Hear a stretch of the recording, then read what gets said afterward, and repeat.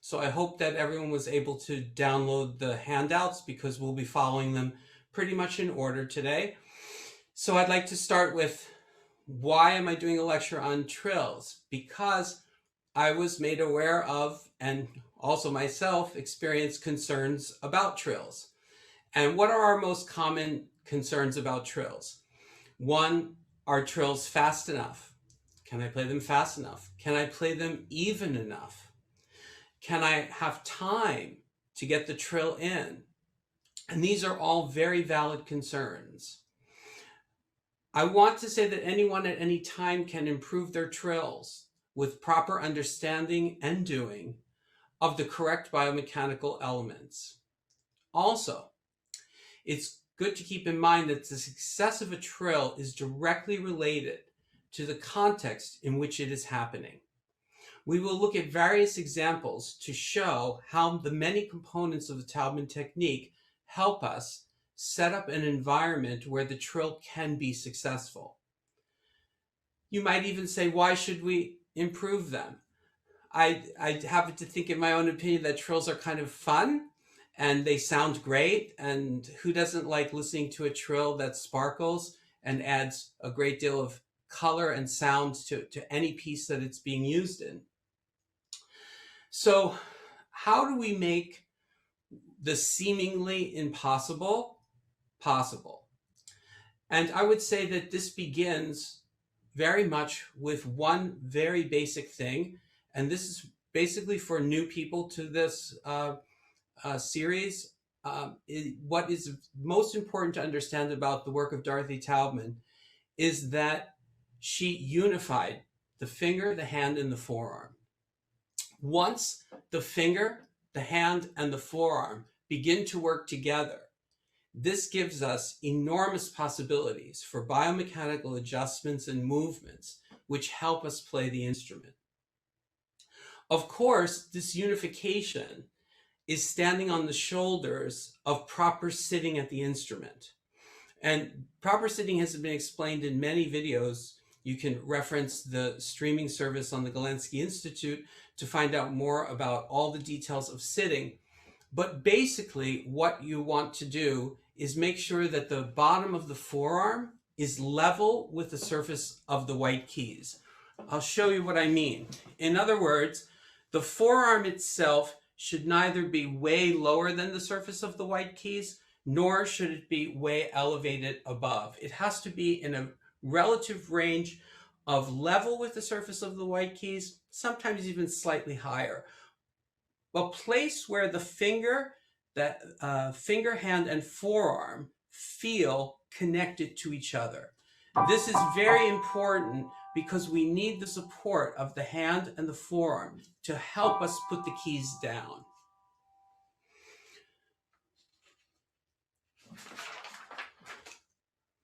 So we begin with the notion that we need more than just the finger to put a key down successfully.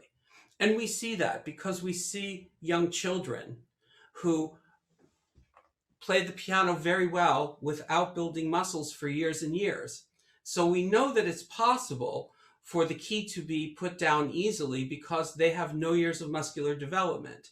This was, of course, one of Mrs. Taubman's early discoveries, was that the child was unified, the finger, hand, and arm, and in doing so was able to put the keys down easily.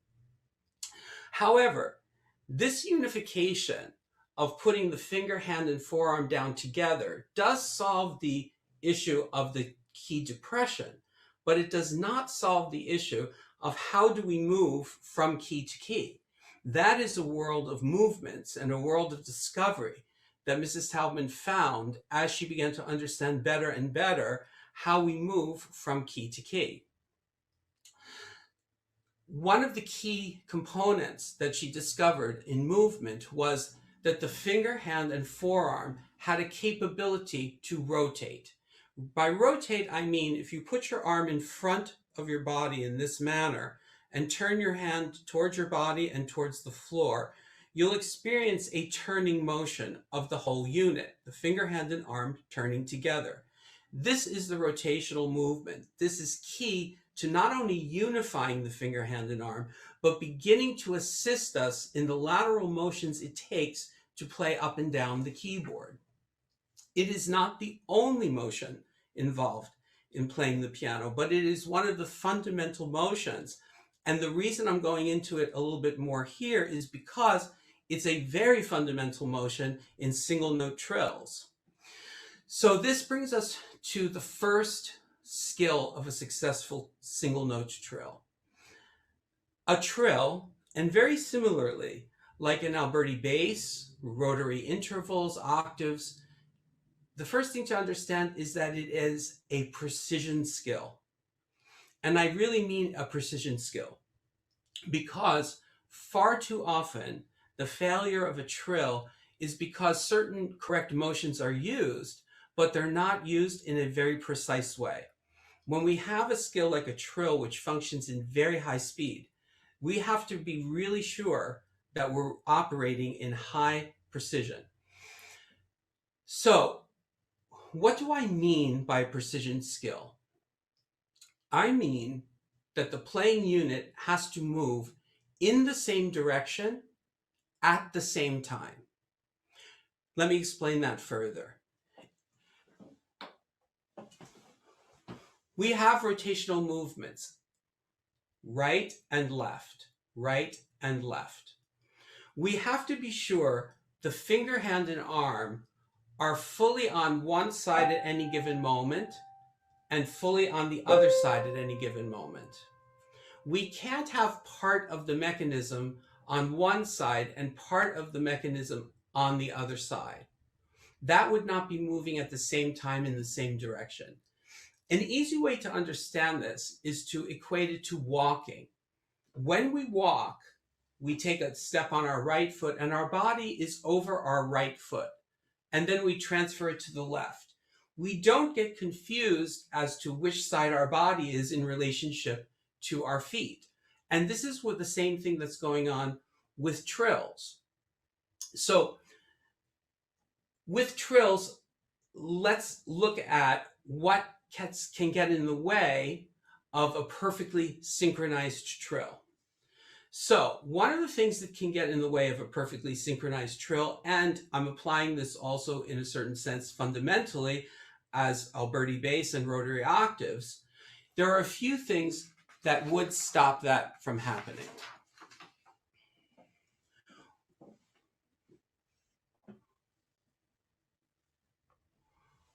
One of the things is if the finger, hand, and forearm alignment is disturbed, meaning if the wrist is collapsed, if the wrist is raised too high, creating a break in the other direction, if any of the fulcrums that are necessary for the fingers, meaning the middle knuckle, the main knuckle, are out of alignment, this would make a trill very difficult. If the elbow were being held out or the elbow were collapsed in, if the shoulder was held up or collapsed down. So we have to be in a starting position that would facilitate the trill at first, and then movements can take over. So alignment is a key issue. And I would encourage anyone to work with a specialized Talman teacher to discover what is their exact alignment at the instrument, because from that alignment, we can then begin to move properly. Another thing that would get in the way of being synchronized would be if the fingers anticipate and reach ahead. I'll show you from the overhead what I mean by that. It's most obvious in a rotary octave. If I take a rotation and I play the thumb to the left, but my finger begins to be worried and anticipate and reach for that upper note, that simple reaching, which seems simple, tightens everything behind that finger. So we're trying to understand, why do people get tired? And I have an example from the Pathétique. Why do they get tired with all those rotary octaves in the bass? Well, one of the key issues is if the finger begins to reach and anticipate. So when we have a synchronization, everything is on the left. We are moving to the right as a unit. Finger, hand, and arm uses that rotational movement and it moves it over. And then it moves it back. Another reason that somebody might not develop a really fast, easy trill is by virtue of what the non-playing fingers are doing. Sometimes when people rotate, they begin to curl the non-playing fingers. I'll show you that from the side. So the non-playing fingers begin to curl.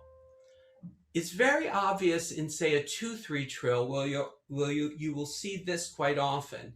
2 and 3 are trilling, but 4 and 5 are off, sometimes even off the keyboard, curled under. Why is that not so good? We like to give people reasons why things are not so good, not just tell them that they're not so good. When you curl your fingers like that, try moving your fingers. The experience in the fingers when they're curled and moving is a very tight experience. As soon as we allow the natural curve, those fingers move very easily. So sometimes what's really important is not to always look at the fingers that are trilling, but also to look at the fingers that are not trilling and see if there's anything in those fingers that doesn't belong there. What do we know does not belong there? We know stretching doesn't belong there. We know curling doesn't belong there. And another thing that doesn't belong there is twisting. So if the basic position is twisted, and what I mean by twisting is when the hand moves the extreme range of motion in either direction, away from the forearm. That's a twisted motion. You can experience the negative aspects of twisting by simply letting your hand go to the side and try moving it up and down. You'll feel the tension immediately. That tension can accumulate, and that's why people often say they're very tired at the end of a passage. They're not tired because the passage was long. They're tired because specific things made it be tense, and there's just an accumulation of that. There's nowhere to, recover from that. So another reason a trill might fail, and another reason that we have to look at two things, which is the playing of the key and the releasing of the key. So if I'm talking about 2 and 3 trilling, then I'll show you what I mean by that. When the second finger plays, it plays with a preparatory motion and a single rotation. So there's always a preparatory motion. We liken that to, say, the back swing in a tennis racket before you hit the ball, how a bat goes backwards before it goes forwards. We need a motion to start us. But that motion has to be a single rotation. And what's very important to understand about a single rotation is that it plays and it immediately follows through. So there is a movement beyond that key which gives us the movement back to the upper note.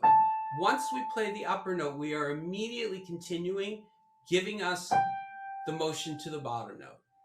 So this is very important because if either one of those rotations doesn't fully function, if it doesn't play and have a bit of continuation, which in the end is felt as just energy, the energy to go back. Now, from above, you won't see the follow through, but I can tell you it is connected to back here, and that's the whole difference in the success of something. Everything that we do up here has to be connected to the rotational movement we're doing back here. So as I'm rotating, those fingers, hands, and forearms are synchronizing. So if you're teaching a trill, it's very important to go through the steps of making sure the student feels that everything is on one side and then on the other side. Left, right, right. Not only what's going on here, but what's going on back here. That's the rotational movement. It's on the left side and it's on the right side. Left, right, left, right. Once we have that, we have to talk about how do fingers release. Now, you won't see it so much in close notes. That's very hard to see visually. So I'm going to extend it to a fifth. When I play a fifth, I could be doing many things correctly, rotating, not anticipating, but my fingers do not release over to my thumb. So what that looks like, it looks like my fingers are relaxed down on the keys, the non-playing fingers. What's important is what I said at first. Everything has to move in the same direction at the same time. So simultaneously with playing the thumb, the 2, 3, 4, and 5 are releasing in the direction of the thumb. When I go to 5, 4, 3, 2, and 1 are releasing in the direction of 5. So I could be doing the rotation properly and really understand what side I'm supposed to be, but the remaining fingers are not participating properly. Now, it's important to note that when we release something, we're not doing anything active. We're not actively using those fingers. We're just allowing those fingers to follow the hand and forearm in its trajectory. So if you're training a trill or a person complains about a trill, these are the steps I mentioned, step by step. These are the steps that you have to cover. You have to cover being unified. You have to cover being synchronized. You have to cover the releasing of everything at the same time in the same direction. Things to say about trills. Most combinations of 2 fingers, the 2 and the 3, the 1 and the 2 even, 1 and 3, 3 and 4, 2 and 4. These are very good trill combination fingers. The trill combination finger that does not really work very well, particularly in anything extended, would be 4-5. Now, a lot of people would say, oh, that's because the 4th finger is weak. And actually, that's not true. That's not the perspective. Excuse me. That's not this perspective that Talman came from. She understood that the finger length was so different. See, the finger length difference between 4 and 5 is very big. So going back and forth rapidly, one feels the difference of the finger length. So that's why it's not the greatest combination for an extended trill. Now, you might say, well, that's all fine and good, but that leaves me with something, that looks like this. I'm synchronized, I'm continuing the single rotation, I'm releasing properly, but I really can't go very fast. And the reason is that we always have to minimize the motions that we're using. So the process of minimizing would be to ask the student, first of all, very straightforward thing. Can you make those forearm motions, allow them to be smaller? So sometimes that's enough for somebody to feel how they can go faster. If they don't feel it immediately, it could be that the proportion of how much the finger moves in relationship to the forearm is not quite felt yet. It harkens back to, why did people want to develop fingers? Because when people move very fast, that's what people see with their eyes. They see the fingers moving. So you see fingers moving and you don't necessarily see anything back here. But the minute this is immobile, those fingers will feel very tight. The issue here is, how can we have a finger motion at a minimal level, very close to the key, and still trigger the sensitivity back here to adjust. So it can move a little bit more from feeling movements so much to asking the student, can they adjust? Can they adjust to the left and adjust to the right? Adjust to the left.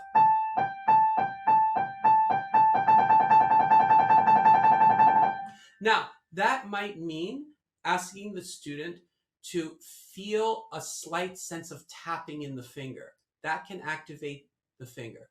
What we're always trying to manage is, at what point do those fingers become isolated from the hand and the forearm? They can never become isolated. What helps also is that we will have a little bit of forearm shaping. Forearm shaping is when the whole mechanism, the finger, hand, and forearm, generated by the forearm, lands at different heights. A B major 5-finger pattern is a very, B major scale is a very good example of how natural shaping is. that elevation smooths out motions. So what Taubman used to call the glue. When we have shaping, the shaping puts all that together. And that is evident in a trill. If I'm just going left and right, it will go to a certain point. But if I go left and right and have slight variation in the height, that's shaping. That smoothness gives me the experience of going faster. We really can't go faster unless we have a shape.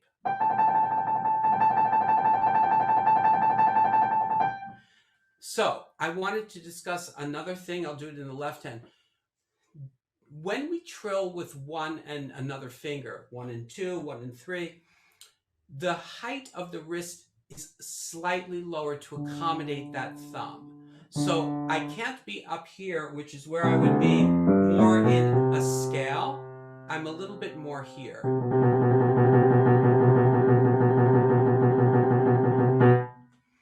So different heights for different combinations of fingers are sometimes very helpful. Okay, so let's move into the examples. Let's go into the example, the two-part invention in A major. I wanted to use this one because it presents one of the first opticals. It's a morton, but that's in the trill family. So what's so unique here in terms of the context is that we are using a white key, a black key, and a white key. My recommended fingering, 1-2-1 will definitely work, but what feels even better is 3-2-1. Now, what makes this trill successful?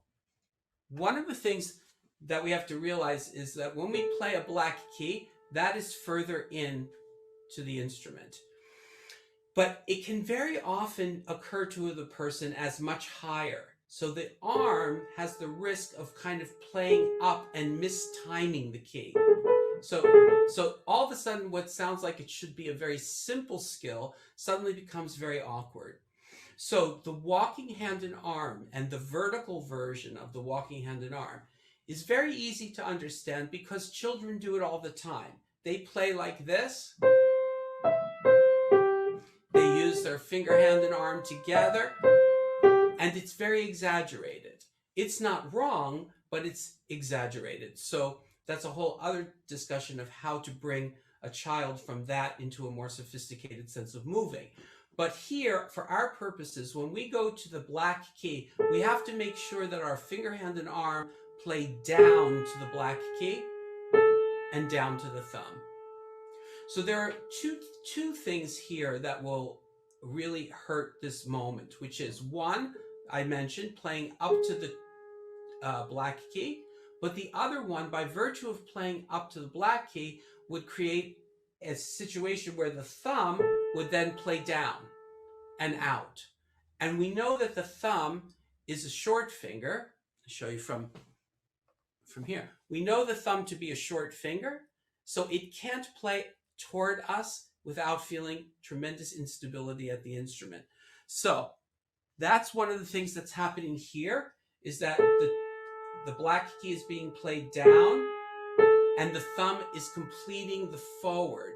It's really not moving additionally in on the keyboard, but it has a balance of the arm that's forward.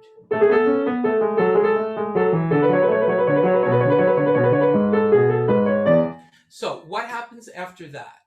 Then we have a trill that has to be coordinated with the other hand. You have several possibilities for fingering in the upper part.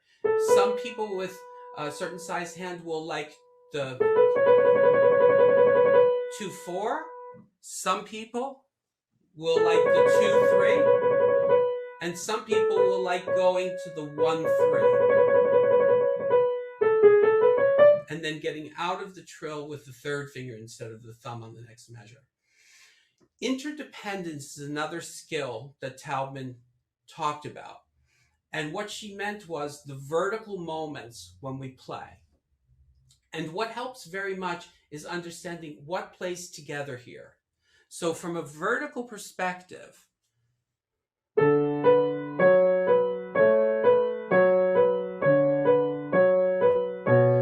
Understanding which notes play together and which notes play alone helps coordinate this moment. Okay, I want to move on to the next example of the Beethoven. What I'm trying to do is highlight different sort of situations where trills occur and the reasons we need to include other things in order to make the trill successful. So in the Beethoven example, I'd like to go to the third full measure. When we come here to this trill, one of the things that's very helpful is to know how many notes we're doing. So I think that the first group should be 6, and the second group 7. And that will organize the hand in a particular way. In addition to the number of notes, the in and out is very crucial here. So what happens here is if I'm playing with my thumb in a comfortable place, the other long fingers are inside the black key area. It wouldn't be a very nice feeling to play the trill stuck inside the black key area. So what's happening here is that I'm coming out to the third finger on the trill. I have to go back into the thumb, back out to the third finger, and back into the thumb. So it could be conceivable that someone would miss that amount of in and out. Once again, I'm coming out and then back into the thumb, completes the Nachschlag. Another element that's important to focus on is when we move in the trill from single notes to one double rotation. That's something difficult to explain to new timers, or first timers, but it is a movement that keeps us in balance so that we don't roll over fingers and feel out of balance. So when we go before this Nachschlag, we have to make sure we complete that second finger on the D. That gives us an additional feeling of grouping. So we're now going to group the remaining notes into a group of its own, which brings us to the downbeat. Understanding that feeling of organization helps control the trill and not let the trill get out of control. Let's move on to the Mozart. The Mozart example brings up a few key issues, which is it is similar to the first example, the Bach example, but actually quite different because the interdependence requires a polyrhythmic feeling. And when we have polyrhythmic feelings, we have certain things we have to concentrate on. So very often, the reason I bring this particular passage up is because this sonata is used very often in the training process, and people have quite a bit of difficulty here in the third measure, the last measure on the page, controlling the trill and also playing it with the left hand. So why is this difficult? First of all, to just leave it to chance probably will not work out very well. Because when we leave it to chance, we really are inviting a tremendous amount of confusion. We get confused, the hands get confused, we don't know if we're going to have enough time, we're just kind of desperately trying to get enough notes to fill the space. When we organize it, it doesn't necessarily have to sound metronomic. You can do all kinds of things with organized trills. You can vary the speed of the trill, you can vary the color of the trill, you can vary in subtle ways the timing of the trill. But the fact that we have to have some basis for movement and some basis for organization is really helpful. So here in this measure, the last measure, I wrote it out. There's a 3-against-2 situation. So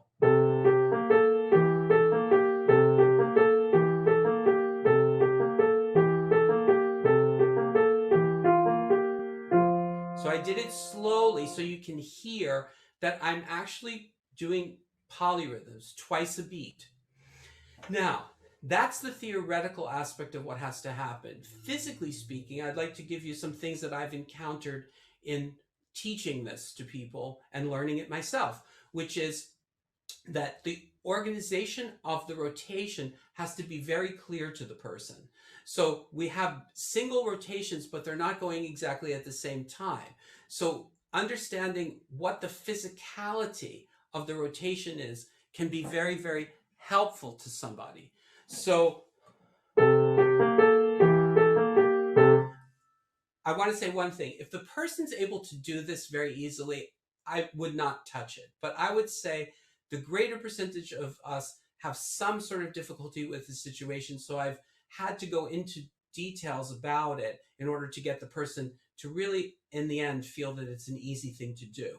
So what's happening here that can be very helpful is, I can go further into detail, but I want to give just a general thing here, which is, if you think about the rotational direction of the first note and of the third 16th note, the first note, the arms are going away from each other. And the second situation, they're going to the left. Away from each other, to the left. Sometimes that's enough to organize the trill for someone. If that doesn't work, sometimes the triggering is not so good. What do I mean by triggering? The reality here is that two notes come together. The right hand triggers a left hand note, and the left hand triggers back to a right hand note. It's very, very common that the person would get the triggering of the right to the left, but not necessarily the left back to the right. So focusing in on that triggering.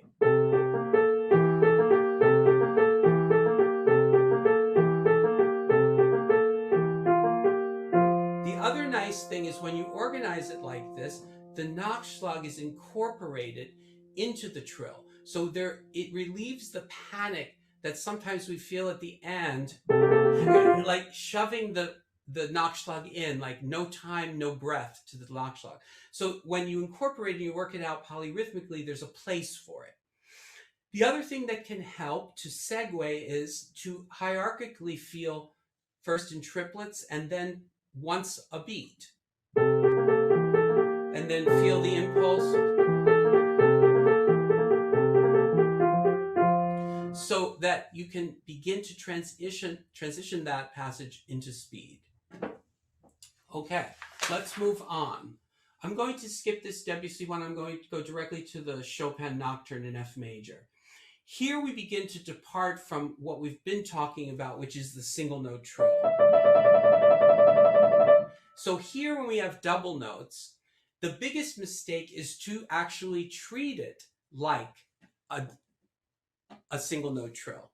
Because in the moment that we treat it like a single note trill, we're throwing ourselves off balance quite a bit. Let me show you what I mean by that. Probably from above you can see it best. We know that rotationally, intervals, octaves, chords balance towards the thumb side to play down. So they're coming in a rotational direction toward the thumb to play straight down. We can never play more than one note moving towards the fifth side of the hand because it throws us off balance.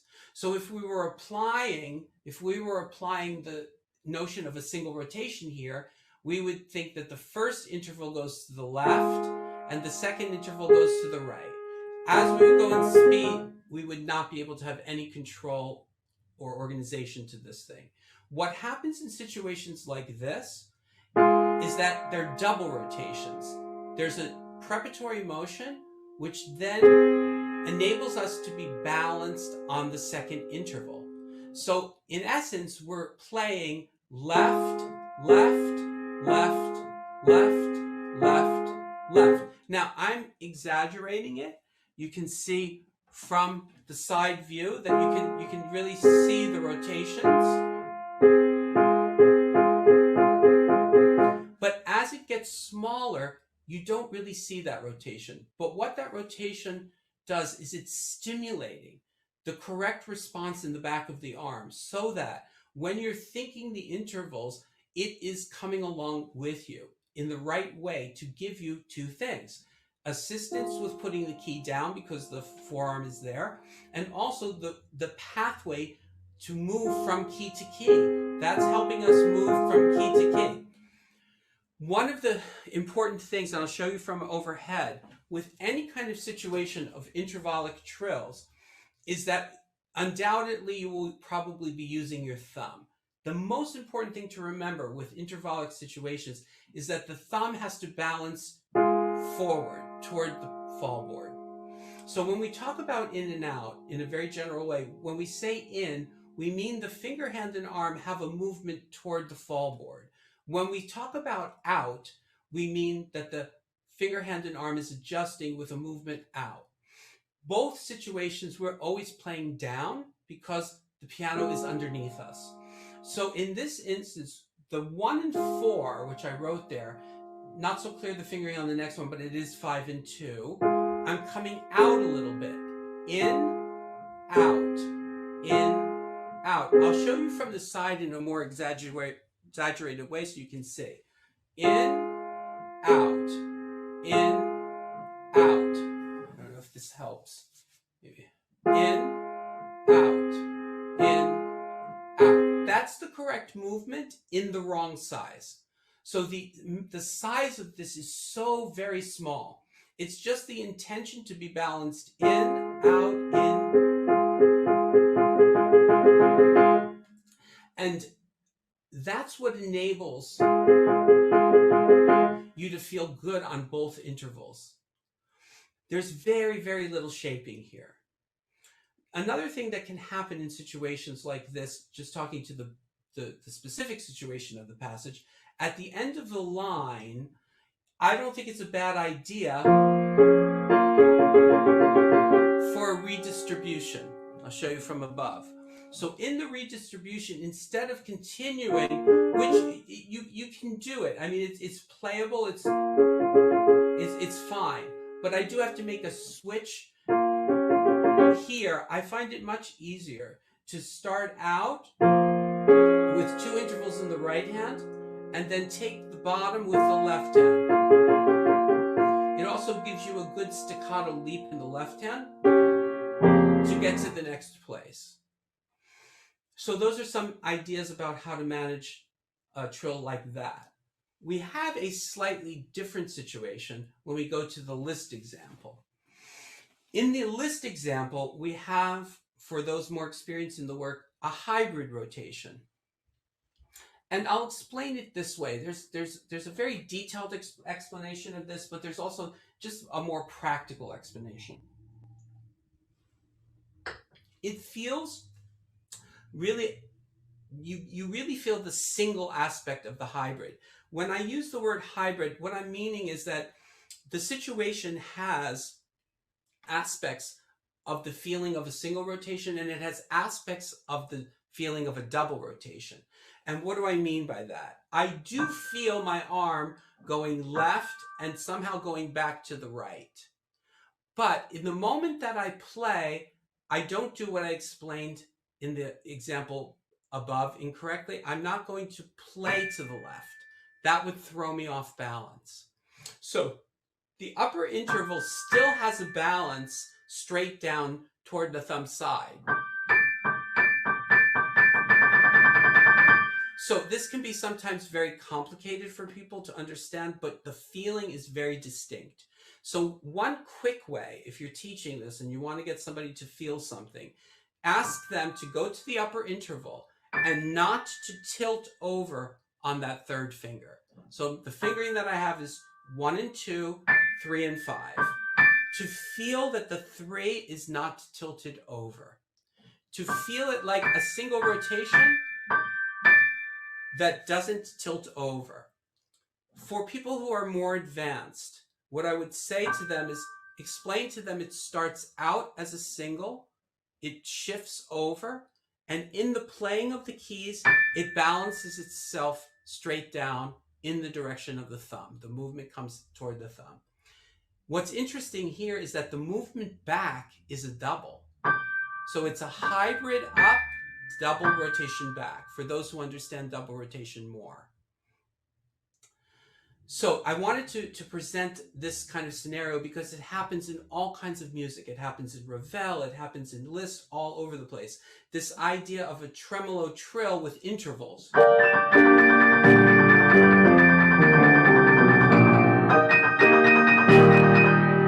And, you know, we need power and everything. It has an aspect of a single and it has an aspect of a double. So that's about all that I can explain about that situation. It's definitely something to feel with your teacher, because they can really guide you into uncovering that feeling in your own body. Let's move on. There are situations where we have to trill as a result of alternating intervals. So the sound, musical sound, is a trill. The physical skill is alternating intervals, and that has very specific things that we have to feel. When we have alternating intervals, we have to make sure that, first of all, we're in a good position. So what do I mean by that? I'll show you from above. In the Debussy example, if I am here, then I feel very much that my hands are in the way of each other. One very simple thing to ask yourself or ask your students is, okay, where can I position myself such that I don't feel that I'm colliding?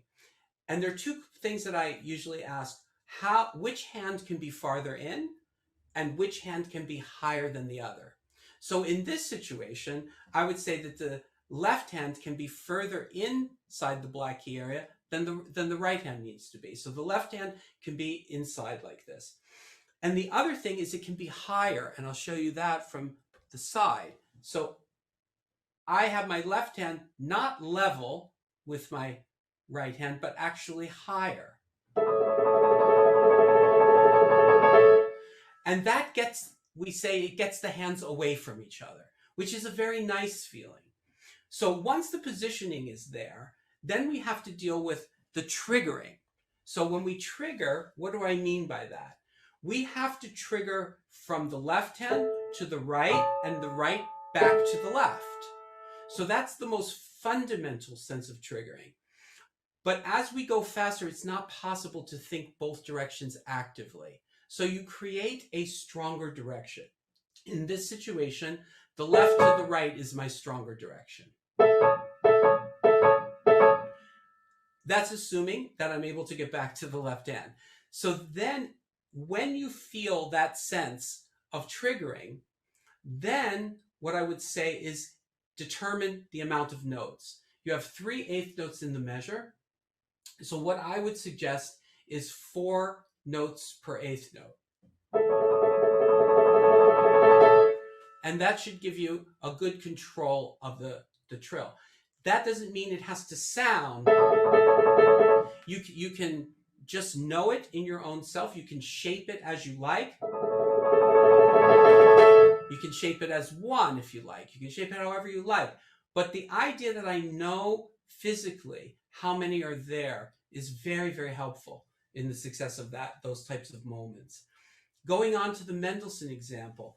This is a very common example for people's resistance actually to do, and I say it this way, people's resistance not on purpose, but just from the years of how we've all played and the certain sense of logic that we've created, that they feel when you do the right thing that it actually feels wrong. And what do I mean by that? In this particular example, I'm starting with 1 and 5 and I'm going to 4 and 2.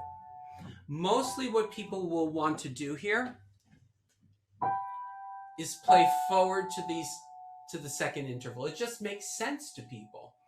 But that's not actually what makes this work, because when we play forward to the F sharp and A, the G and the B fall off the piano. So as we try to go faster and faster, it becomes increasingly more difficult. What is slightly counterintuitive but more correct is that the 1 and 5 plays toward the piano, the 2 and 4 plays toward the body. And in the playing of the 2 and 4, there's a feeling of the arm being sent back. For those more experienced, then the 4-2 is like an out forward. It kind of sends one back. Now, the issue is you feel and see very little of that in speed. Feel and see very little of that. So just wanted to leave you with that. The next example, the Liszt example, is very similar to the one we did with the Debussy. So just briefly, this has to do with choice of fingering. I'm trying to bring in what are the other elements. So choice of fingering in this is, it could work with 2 and 4, but why? If you use 1 and 3 in the right hand, it separates the hands more. So I would choose the 1 and 3. The same aspects of triggering are valid. All of that works the same way. Let's move on to the Beethoven example.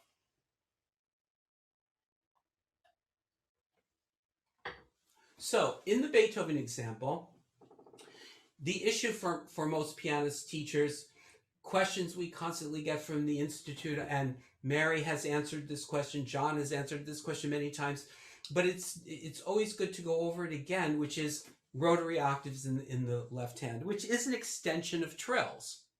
So here are the common things with the rotary octaves. People feel that they have to be in the position of the octave. Right away, when the person forms, and I do mean forms a position in the air and puts it down on the piano, everything behind that formation is now tight.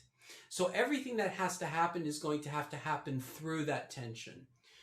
What we realize so wonderfully, having rotation in our system, is the role of the rotation, because it's clear the rotation goes left, right, right. That's pretty clear. But that is a far cry from speed. How do we get this to go faster? One thing to say about speed is, people often ask me, can I have a lecture on speed? And it's an interesting topic, because I say to them, I'm not sure we can give a lecture on speed, but I can give you several lectures on what stops speed. So I think that's more our work, is because the body has natural speed. When you take away the impediments that stop speed, that's where the problems show up. But it occurs like not enough knowledge to go fast or something, or not an ability to go fast. When people are freed of the obstacles, their body will naturally move fast. So what's happening here that's important? One of the important things is not to anticipate and reach. So going to the 5, it's important not to anticipate and reach. View everything that I'm showing you as if I'm magnifying it 1,000 times bigger. So when we go to the left, I'm keeping my thumb close to the hand, and I'm letting the forearm swing my thumb over there. Release, and then when I'm releasing exactly at the moment of playing. I feel the thumb is with me. So we can release and let go of the note, but the finger doesn't actually release. I try to make that distinction very clearly for people, that there's a difference between releasing a key and releasing the body. We can release the key and have not successfully released the body. The body has to feel the sense of moving over to another location. That has to begin to feel like almost a rubber band. When you have a rubber band and you pull it back and you feel it wants to go the other direction. Each one of these moments has to feel like it generates the next one. From that moment where you're really sure and really clear that yourself or your student is not stretching, it's the time to add a component. So not subtracting anything you've done before, you're adding a component. What component are we adding? We're adding the walking hand and arm. So the walking hand and arm has 2. I showed you one of them, which was the vertical one. I want to show you another version of the walking hand and arm, which is the horizontal version, moving laterally across left and right. So as I rotate, as I begin to swing back with the rotation, I'm also allowing the finger, hand, and arm to shift. I'm allowing it to shift. I'm very, very aware of that shifting in the back of my arm. I try to maintain that shifting as I allow the fingers to be closer to the key. So I should mention that the basic position of the rotary octave is the position of the octave, which means that the hand naturally opens. We're not forming ever and placing down. It's a feeling of naturally opening. The wrist becomes a little bit higher. That's the position of for distances. So now, as I'm shifting across, I have to be able to release very close to the key. So this motion that we trained to stimulate the feeling has to begin to operate by only releasing into the crack of that key. It has to be the same release in a different size. What enables that to happen is that there's a shifting left and right.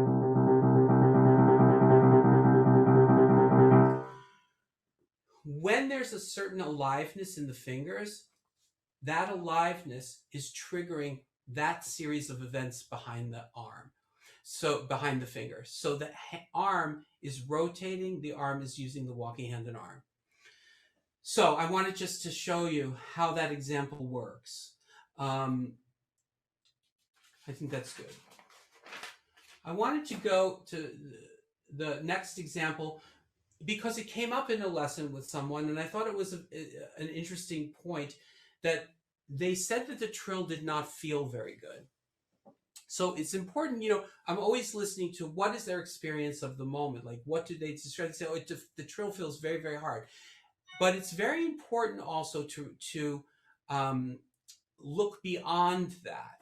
Meaning, it's very important that we look beyond the explanation of what the person thinks is wrong, because very often it could exist prior to the moment. And this was a situation where the problem existed prior to the moment. And partially the person was doing something very correct, which was, if I go to the first measure, they were thinking, well, they want to move into the thumb because it's a shorter finger. And that put the third finger inside the black key area. So they thought, well, I don't want to get stuck inside, so I want to come out. But they came out to a place which made it a very big distance. They went in and they were here. They came out to a place which then created a big distance to the F sharp. So I explained to them that the key placement was very crucial here. It does come out, but it comes out to a position inside the black key area. And then it was very easy to play this. Sometimes when a person says that, try to isolate the moment. So I had asked him, can you just do this? And he was really good with it. So that gives me the idea that it's the approach. What's happening here that doesn't allow for that? And it was a simple placement of where he played the first note of the trill. Going into the next example, very interesting example here. This is an option. So I'm not saying that this example is a representation of something that's definitive. But in playing this variation, sometimes what can happen, and this happens very often in music, is that in a trill situation in both hands, so when we're having to trill both hands simultaneously, there is a kind of pull in our body for thumbs to synchronize. So it feels rather easy in a way to do something like this, but not so easy to do. It feels harder to do it when the thumbs are not synchronized. And I think it's just because the feeling of going in towards the thumb is very strong feeling. It can be worked with a fingering that doesn't do that, but I found instead of continuing in the upper part, so I'm in the Goldberg variation number 28, and doing 3, 1, 2, 1, 2, 1, 2. If I went to the third finger, that did not synchronize, did not have those thumbs working antagonistically. So if I do it the other way, I have the thumb here with the second finger, and then I have the second finger with the thumb. And somehow my body wants to go with the thumbs together. So a way around that was to change the fingering of the upper part.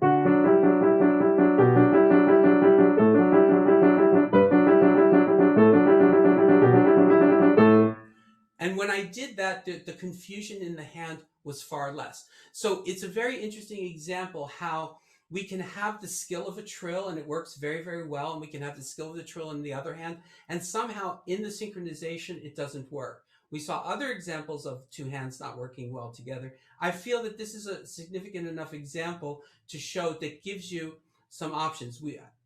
Since finding this, I've also found it in Brahms' concerto, in several other things that you would think, oh wow, this is so much easier when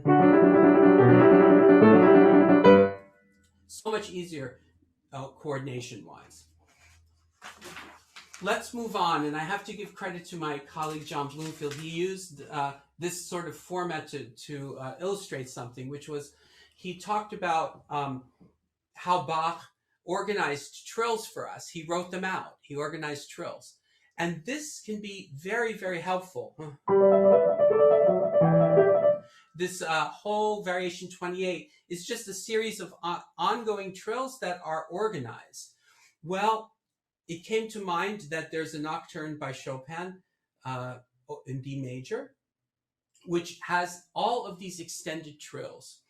And it can be quite confusing to the hand. So I actually asked my student, David, he did a great job. He did a realization of how I had worked it out, and he wrote it out so it would be clear, because if I were to give you my chicken scratch, we would be confused for the rest of the time here. So this is it written out, and these are my suggested divisions of notes.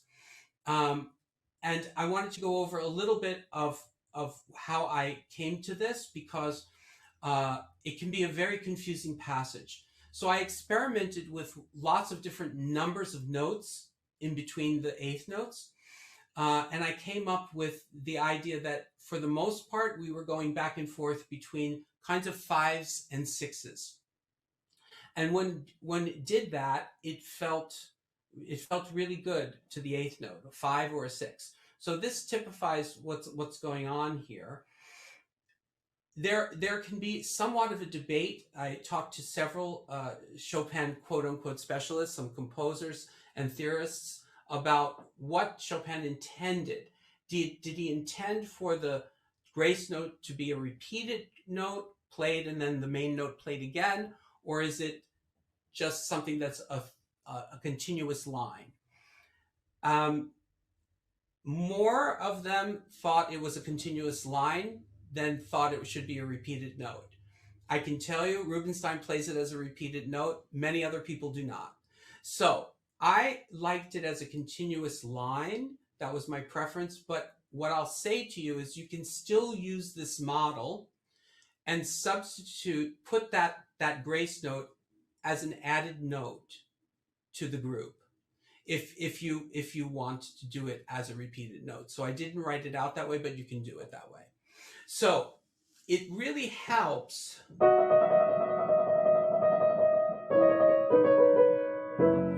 I'm now here, the 5 notes, 2, 3, 4, 5, brings me right into the main note. And that grace note gets incorporated into it. Now, once you know that it's in that group, then it's possible also, if you want to delay and put it a little bit closer.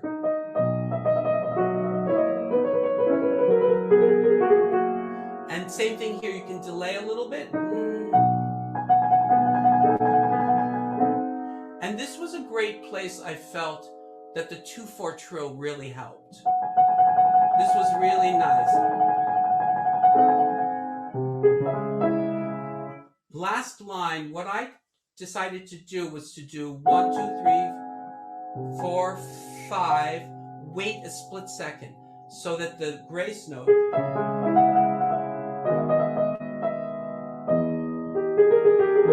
then you have your polyrhythmic moments to organize the melisma.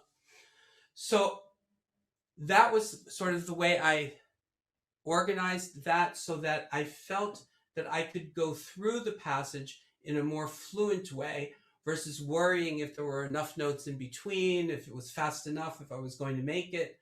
And then I could concentrate more on the shaping of it and the line of it. So I think we are at 6:02, and I appreciate everyone coming and listening to this. I hope it was helpful. Always feel free to send questions to me. I'm happy to answer any questions that you might have. So thank you very much. I wanted to mention that up on the website, we have our symposium. It's July 9th, 10th, and 11th. It will be a virtual symposium. We hope that we will see all of you there virtually. We're very excited about it. We're going to have a hugely varied program with lots of opportunity to interact. We have breakout groups, and it's going to be a great event for 3 days. So thank you so much. Have a wonderful spring, and hope to see you soon.